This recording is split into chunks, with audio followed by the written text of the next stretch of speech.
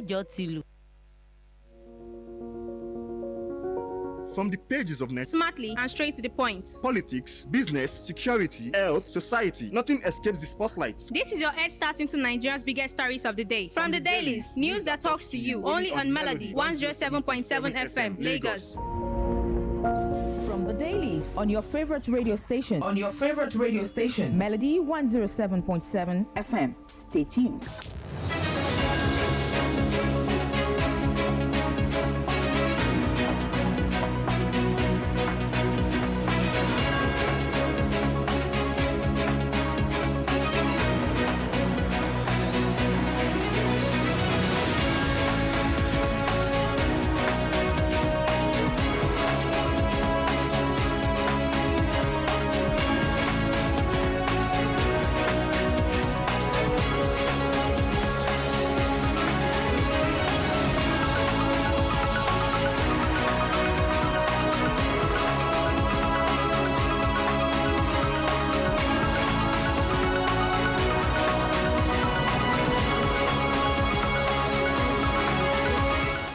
Another bright and early Saturday morning out here in the city of Lagos. Good morning, Lagos. Good morning, Nigeria. Welcome to From the Dailies right here on Melody 107.7 FM right here in the city of Lagos. It's a new month, the first edition of the new month, and a Saturday as well. Thank God for helping us to see this new month. Okay, and the year is gradually winding down. I'm not alone this morning, like I did mention before. I am Roland Imoyera. I'm not alone. I got with me this morning the gentle lady in the house. Good morning, Nigerians, and happy new month officially. And it is the first fresh episode of the month of August 2026. I am Damilola Ologbon. All right, this morning I'll be taking you through stories that made it to the pages of the Saturday Tribune and the Punch newspapers. However, I will be giving you stories from the Saturday Guardian and also the Saturday Vanguard newspapers. Yeah, don't forget at the right time we will be opening the studio lines for you to call in to share your thoughts and opinions on any of the stories that you feel has resonated with you in the course of the program for today. If you have opinions you want to share, if you have questions you want to ask, if you have clarifications, we are right here. The studio lines will be open at the right time for you to be able to call in to give in your own thoughts and opinions concerning any of those stories this morning. It's from the Dailies right here on Melody 107.7 FM. Thanks for joining us this morning.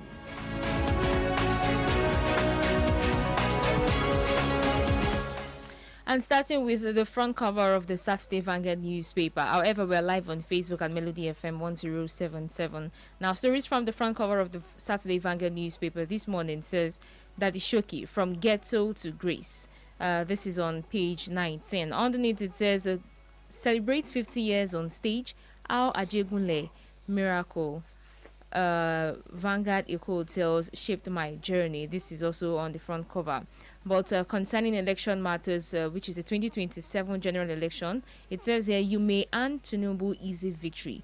Lukman warns Atiku, Obi and others. This is on page 6. Meanwhile, INEC rejects Jonathan candidacy. And Turaki's PDP insists on manual submission. This is on page 8.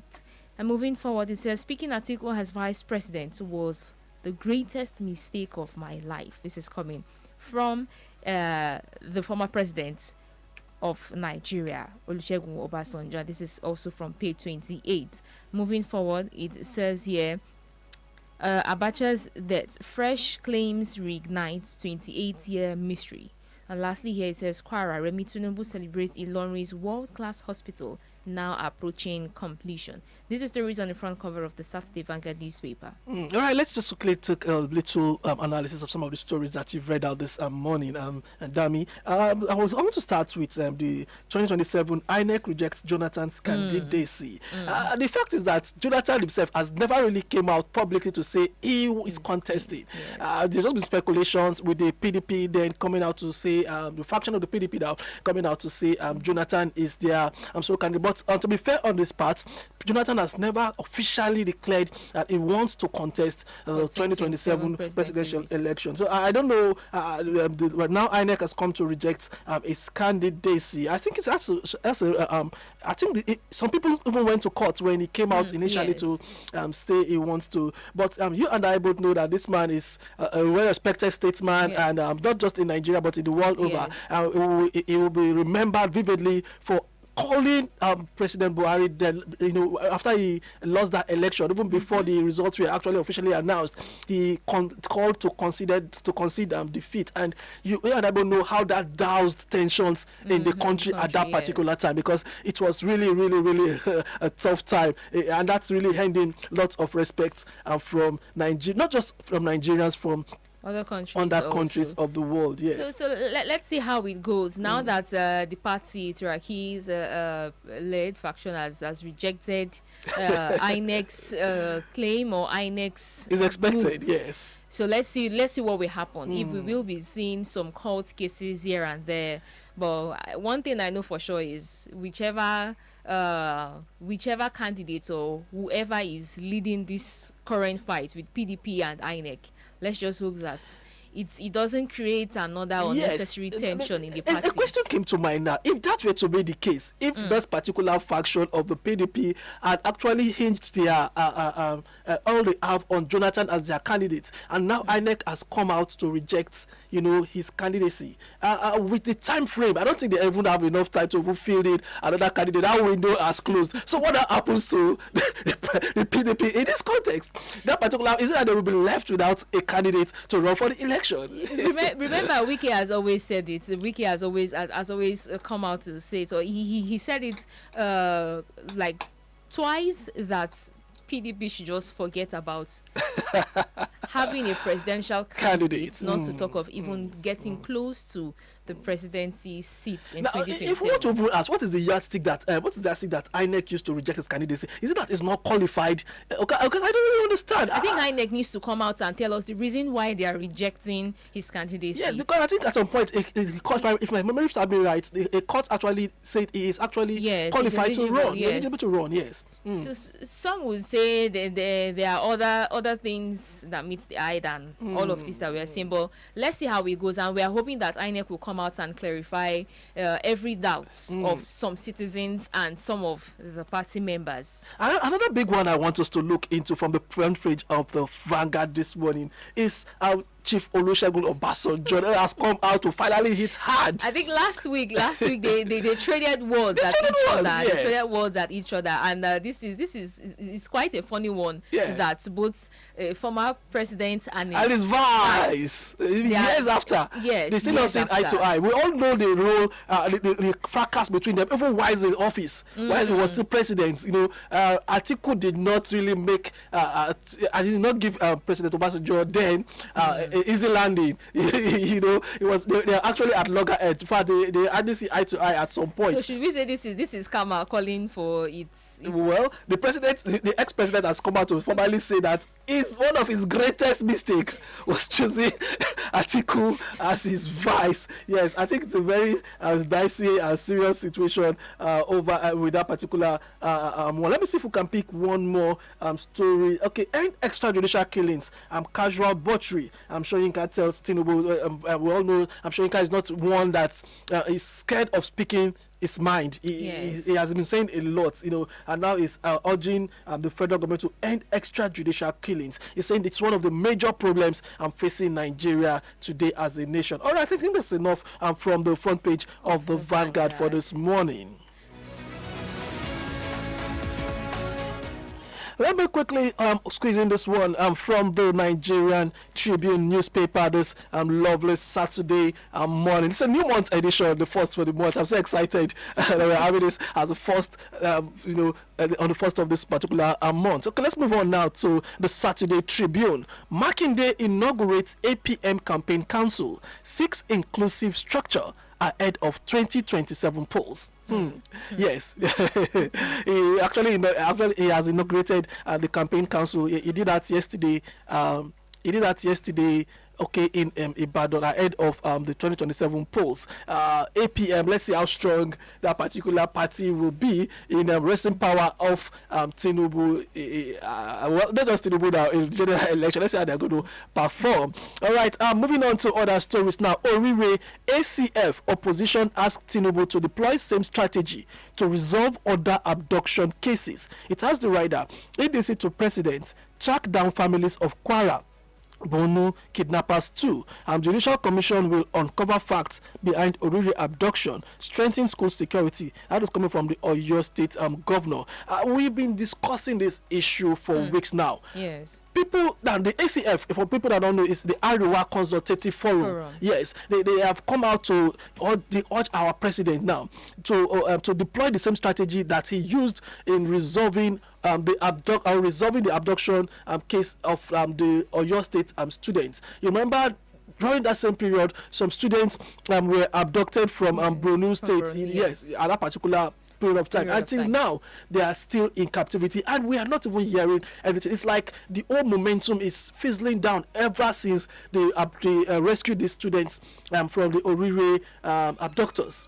Some will argue that over the years when kidnapping started from the north, some would say the people didn't strive for justice. They didn't work towards getting a successful release of these students. Is it supposed to be the people that will push for it, or the government and security agencies? From my own end, or how I view the whole thing, when the Orire abduction happened, we know different. We saw how different people came up calling for immediate release of the children, calling for the government, the state government, and also the federal government to do all in their power.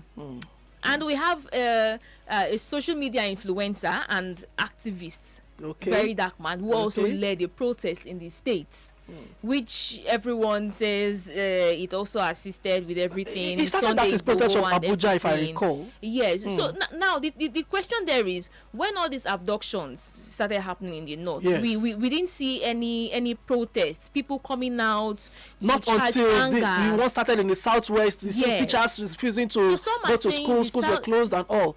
So the same momentum, you expect the people from the north to actually push and fight for or push the government to actually do this. But security experts that we've interviewed over time, they told us that the situation is different. The terrain is different. That's just what they are complaining about. The terrorists that kidnapped the ones here and the whole climate and conditions that they give is actually different from what is obtainable in their own place. Talking about the sparse land and difficult terrain and all that. But forgetting that these guys should not be perceived to or seen to be bigger than our security agencies. You're supposed to be able to have strategy for every kind of evolving situations. This has lingered for too long, and no wonder people are saying they are trying to allege some bias feeling into all this, right? They say, okay, is it because it's happening in a particular region? What about people in this particular region? If this particular person is supposed to come from this particular region, it's not going to be, it's funny.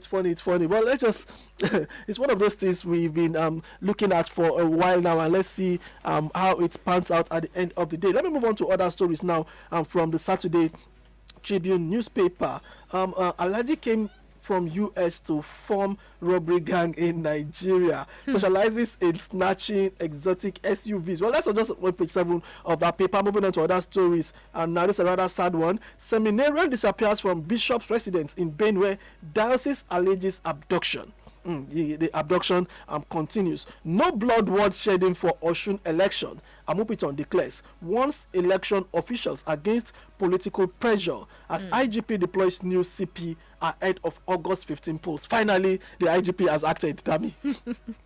Yes, because for some time now there have been allegations and counter allegations, especially from the sitting governor of the state, talking about Governor Damilola alleging that the biasness of the particular commissioner of police who recently arrested this secretary to the state of the secretary to the state government now, as well as he also alleged that about 60 strong members of his party were arrested and taken to Abuja. We all know the killings and the tension in that particular state in the build-up to the election. So many people have been calling for is the deployment of the commissioner. Well, thank God the IGP has finally heeded to the voice of the people. And let me not even say that maybe you just want to ensure a level playing ground.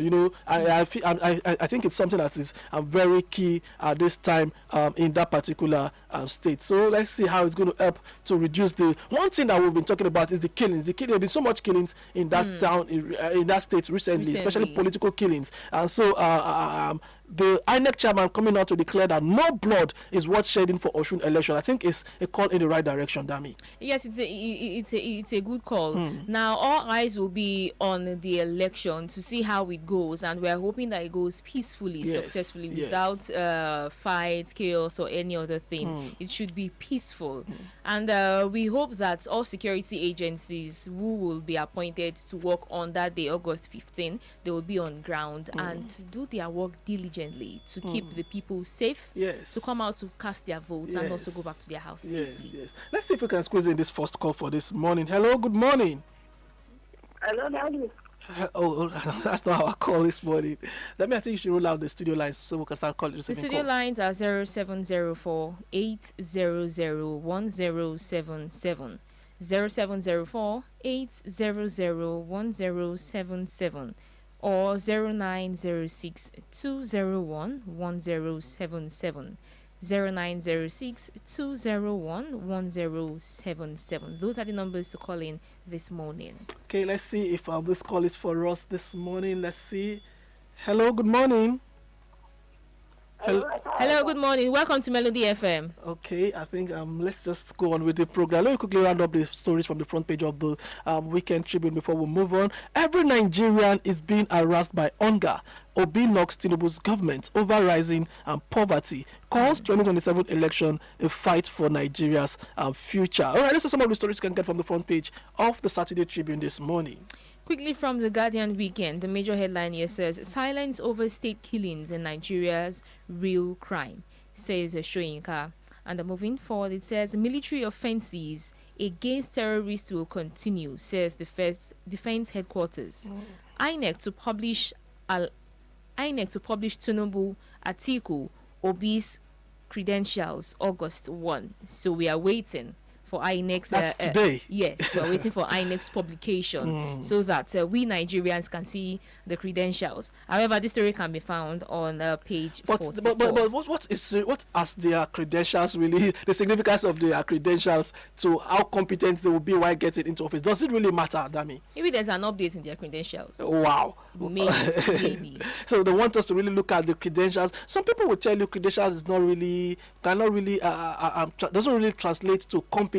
We are looking at the competence of each of these people. Well, credentials also might also one way or the other play a vital role in it. But beyond the credentials, let's look at their capacity, their capability. What's their agenda? What's their plan? What do they have for Nigeria? Yes, they should make this thing plain as plain as possible for Nigerians to easily see, okay, what is my manifesto? What am I going to give to Nigerians? It's not coming to speculate, it's not coming to accuse or bring down, shades. Or throw shades. Come out with a clear blueprint of what you are going to do. This is something that is lacking in our campaign, in our political climate in the country. All of them are just coming out to say, to either Tinubu did this, they try to run him down with their words. He did that, they try to, the president should do this, should not do this. But you, as a person, what plans do you have for us? What is your agenda? What are we identifying you with while you get into office? Not just you alone, your political party. What do you guys stand for? So beyond these credentials that INEC is coming to put out today, these are the things that we want to really see, going forward from the presidential candidates. Yes, let's see if we can take this. Hello, good morning. Hello, good morning. Welcome to Melody FM. That's one. Your name and where you are calling from. This is the English paper review.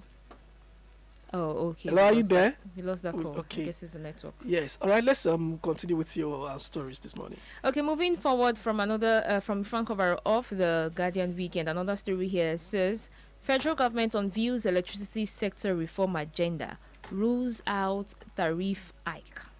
I think this should give Nigerians a bit of comfort on the electricity tariff hike, and this is on page 3. However, concerning Osun police deploy new CP as party faults Oyebamiji's absence at peace accord. This is on page 42. And these are stories on the front cover of the Guardian weekend. Okay, let's see if we can still squeeze in this call before we move in today from the program. Hello, good morning. I hope it's not the same person calling. All right, let's move on to other stories now. Let me quickly squeeze in this one from the Punch newspaper for today. We have this interesting headlines as well. Obasanjo bombs Atiku. You are my biggest mistake. Okay, we discussed that earlier. That's on page 7 of the Punch newspaper for this morning. Area Star visa denial. South Africa demands proof as Tyler cancels Lagos show. That's on page 4 of the paper. Envoy rejects Star's visa denial claim. Says no evidence. Nigerians knock Tyler after Lagos tour exists. Let me also take on this whole xenophobic. These are the part of the fallout of the xenophobic attacks that against Nigeria, and not just Nigerians now, against other Africans. This is just one of the fallout of it, that Africans cannot even move within their continent now to actually even entertain. I don't really know. The anger, the cry out has been justified. One way or the other, we can say is justified. But other people have been coming out to say, no, don't do this, don't do this, don't do this. What's your take? You know, so some would. There are many dots to connect on this particular issue.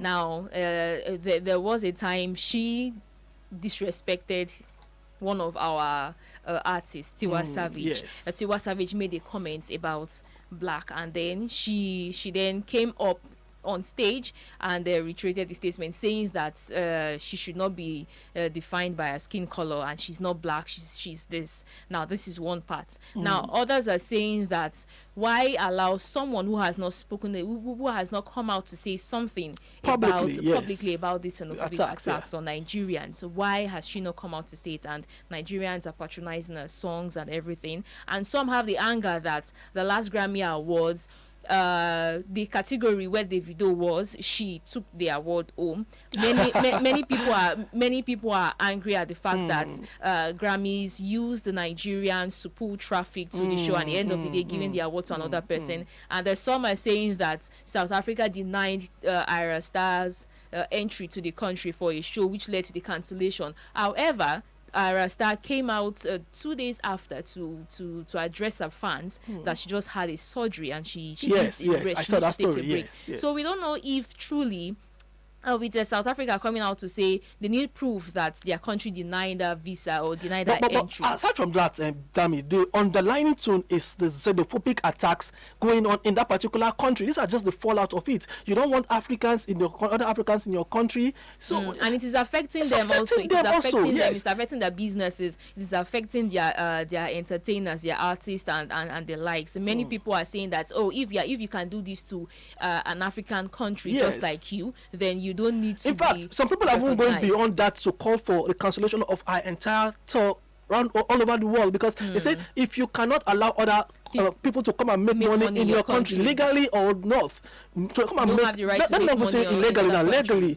you have no right to also go to other countries to make money. So go and fix this issue. This is a very serious and critical. I feel we are taking it too far, putting the whole xenophobic blame on one person, one candidate. Not just one candidate now. Yes. It's just maybe like the one that is just coming out at this particular time. The anger is much. It's much when it comes to Tyler. The anger is much. Fine, she has cancelled the Lagos store and everything, but now coming after she has cancelled Lagos store, which some Nigerians wanted, why now moving to cancelling all our shows around the world? So the anger is much, and people are placing or transferring aggression on this single singer. The fact is that we also have to look at the body language of the presidency of that country. Yes, the president has been saying a lot, but what were they doing when these attacks were taking place? Just last week, a Nigerian was still killed in that country. Another was shot in the mouth. So if you still go online, you see these protests against migrants, illegal migrants, like they say. You have to go. There are legal means to go about this, not the way they allow their citizens to go about it, killing and looting shops and just all over the place. It's an eyesore and an embarrassment to that country, if I must add my voice to it this morning. And I feel African Union should call a meeting and address this. The ECOWAS has taken the issue up to the African Union, and let's see what, like you rightly said, yes, let's see how the African Union is going to address it at that level. Nigeria and Ghana came together to pressurize and say they are taking it up even from the ECOWAS at the ECOWAS level going to the African Union level. So let's see the decisive step that is going to be taken at that particular level. All right, well, that's the much we can take this morning from the Dailies right here on Melody 10.